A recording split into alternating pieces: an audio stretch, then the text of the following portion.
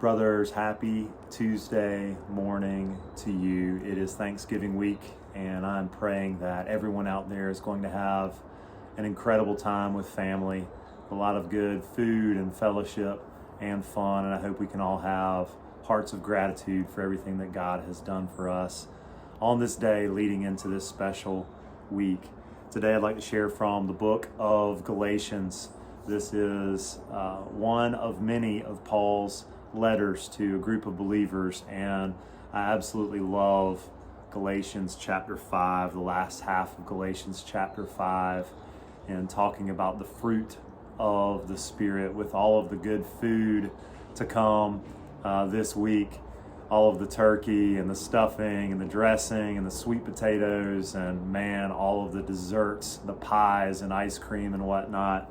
I thought that it'd be good for us to talk about fruit today. So I'm going to read this verse, and then I'm actually going to read a little devo that I wrote, 15 plus years ago, that I hope might encourage somebody on this day. But this is Galatians 5:22 and 23. But the fruit of the Spirit is love, joy, peace, patience, kindness, goodness, faithfulness, gentleness, and self-control. Against such things there is no law. When we have God's Holy Spirit living inside of us, it produces that fruit, that list that I just read. Those things should be evident in our lives if we are step by step with God's Holy Spirit. So I wrote this little devo. It's called Sweets of the World, and I hope it might bless somebody, encourage somebody today. Brothers, wherever you are today, I hope this email finds you in peace. I don't know about you, but I have a weakness for sweets. My favorite would have to be the Dairy Queen Blizzard. In fact, I've been known to inspect a Blizzard at a drive-through window and send it back if I feel that there is a shortage of candy. Scary, but true. There are several sweet tooth moments that I regularly encounter. After a big meal, when I'm stressed out on a long road trip, this list goes on.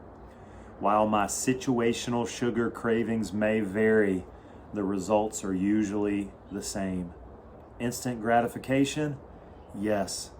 Long-term nutritional value? No. It tastes so good going down, but the sugar-filled treat will almost always zap my drive and energy quicker than the flap of a hummingbird's wings.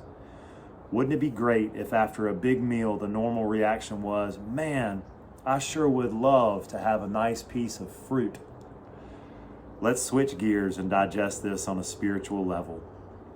Paul tells us in Galatians that the fruit of the Spirit is love, joy, peace, patience, kindness, goodness, faithfulness, gentleness, and self-control. Maybe that means that the sweets of the world are hate, worry, violence, intolerance, cruelty, wickedness, unbelief, anger, and self-indulgence. I know that it's so much easier said than done to react to life's challenges with fruit when the world tempts us to dish out a spoonful of sugar. Let me leave you with something to chew on.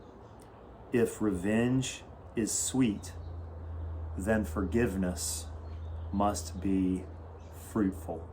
Strength and clarity, Brother Rob. I know that this week, starting the holiday season, can be tough for a lot of people, that there are a lot of broken relationships. There's a lot of hurt, and there's a lot of anxiety over what might be said at the family dinner table for some. But I'm praying that all of us can show the fruit of the Spirit this Thanksgiving, that we can be the light, that we can be the peacemakers in our families. And that's today's encouragement, and that is today's word for my brothers. Brother Rob out. Peace.